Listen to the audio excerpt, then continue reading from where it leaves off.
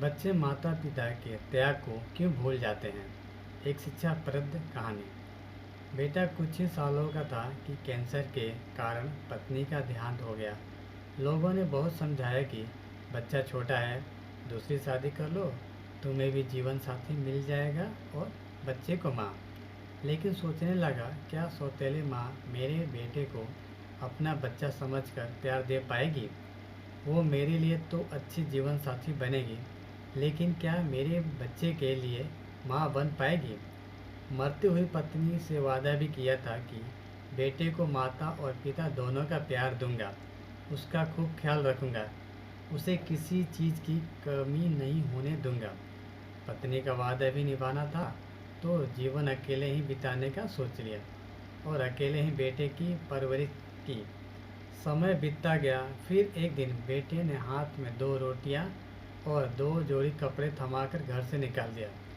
बेटे की आंखों में मजबूरी साफ नजर आ रही थी। क्या करता बेचारा, रात में ही बहू ने कहा था, अब इस घर में या तो तुम्हारे पिताजी रहेंगे या फिर मैं और बच्चे। अब मुझसे नहीं होती तुम्हारे पिताजी की सेवा। मेरा अपना भी जीवन है। तुम्हारे पिताजी के कारण मेरा घर से बाहर जाना मुश्किल हो गया है। बेटे की खुशी के लिए अपना घर छोड़ दिया, जिसे मैंने और पत्नी ने कितने प्यार और मोहब्बत से संजोया था। सोचा था कि अब अपना बुढ़ापा पोते पोतियों के साथ खुशी खुशी इसी घर में बिताऊंगा और इसी घर से अर्थी उठेगी। घर से बाहर निकला तो कुछ ही दूरी पर एक कुत्ता भूखा लग रहा था, तो रोटियां उसके सामने डाल दी। वो रोटियां खा रहा था और उसकी आंखों से कृतज्ञता झलक रही थी। 2 दिन बाद वृद्धाश्रम में बैठे बैठे मन में कई सवाल उठ रहे थे। क्या मेरे बेटे को मेरी याद आएगी? क्या मेरा बेटा मुझसे वापस लेने आएगा? क्या वो मुझे अपने साथ रखने के लिए अपनी पत्नी को मना लेगा? क्या मेरा बेटा उसके पालन पोषण के लिए दिए हुए मेरे त्याग को याद करेगा? ये सब कुछ तो नहीं, कम से कम मेरा बेटा मुझसे मिलने आएगा।